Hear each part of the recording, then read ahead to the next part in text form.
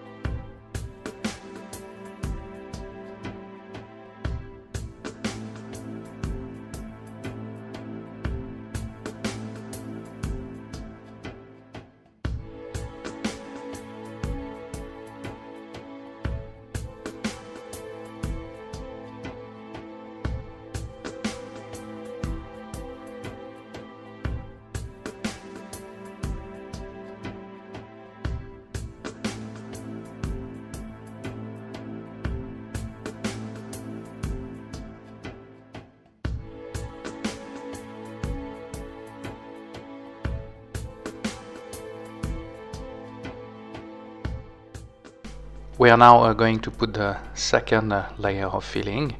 They were mainly on the windscreen, a little bit on the top, and also that was I would say the challenging part of that kit. The wings and the engine basically junction or the attachment, and this one was not at the correct diameter, so I had to do a bit of reshaping, and then there would be, of course, we'll have to do add a lot of putty on that part to make sure that we have an even surface.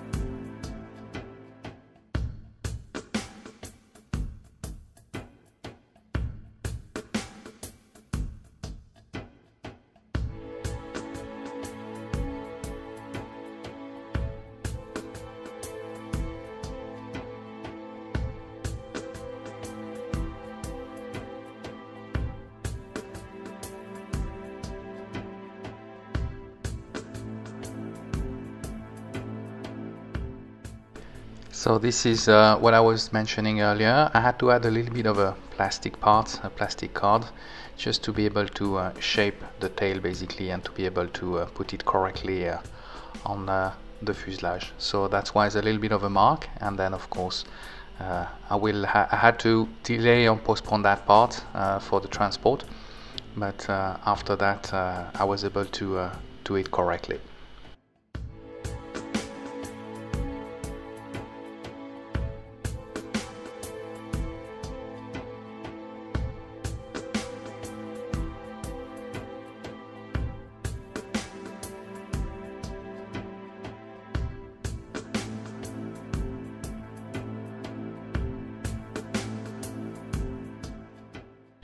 So this was a little bit of the tricky part, was the junction basically between the wings and the fuselage, and that required a little bit of a fiddling and fitting.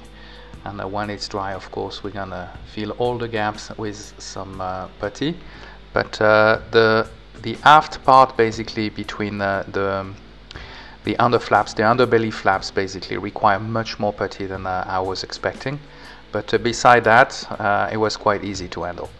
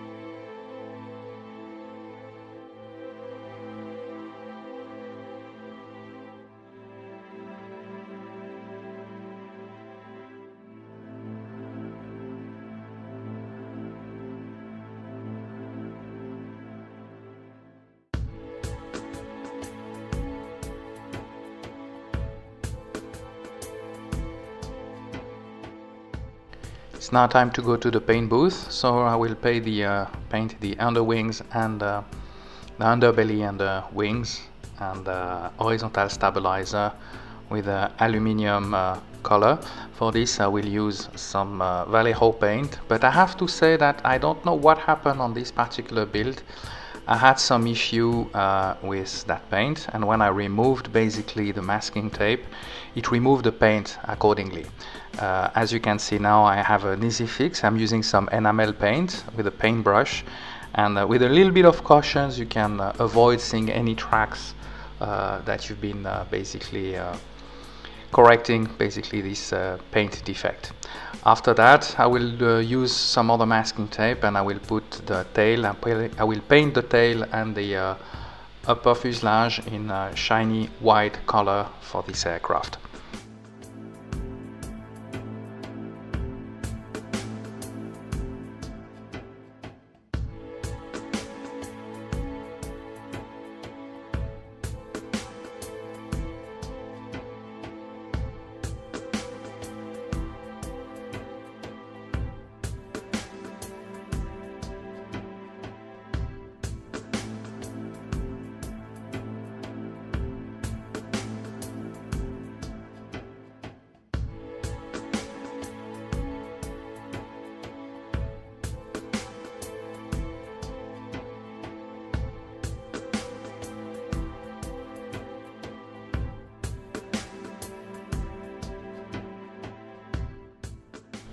I will now start working on the undercarriage, and I have to say that my claws were a little bit big, so some of the parts got damaged when I tried to separate them from the sprue. So what I had to do is I had to cut them and try to re-glue them basically on the little stick, and that's for the one of the actuator from the landing gear. While this was drying, and I start painting basically our wheels, and I use the regular enamel paint, and I made a mix between two colors as well for the main landing gear. And beside that, I had to wait while it dried, and then we will be able to mount them on the aircraft. So while this metallic gray is drying out, so we're gonna work now on the wheels, and we're gonna paint the tires. For this I use a standard matte black from Tamiya.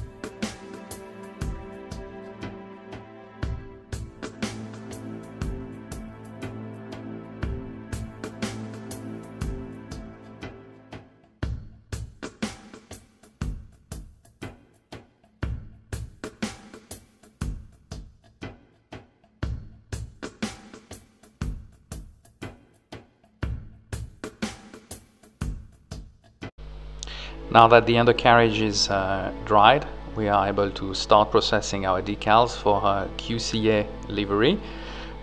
This is a Canadian liveries, and they are made by G-Boat Decals. I have to say that the decals were quite old. That means after a certain period of time, maybe 10 or 15 years on storage, the best way to be able to use those decals is to spray a clear coat of clear varnish on the decal, let it dry, and then you'll be able to use them on the aircraft, to use them as a regular decal. That's valid for all type of decals, and I've been using that for quite a while, but you still need to pay attention because the decals are still very fragile and you could damage them easily, so it requires really a lot of care when you apply them.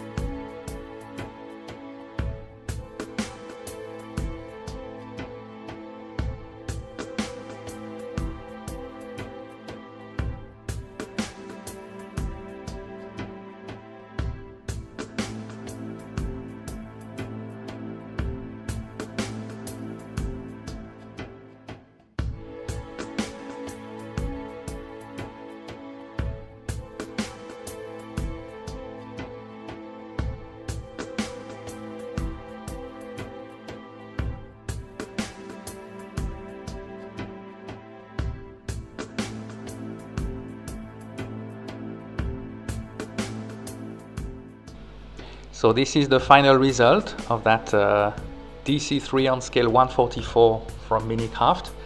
I hope you enjoyed that build with me. If you did so, please give me a thumbs up, subscribe to my YouTube channel, and I will see you soon for another build review. Thank you for watching.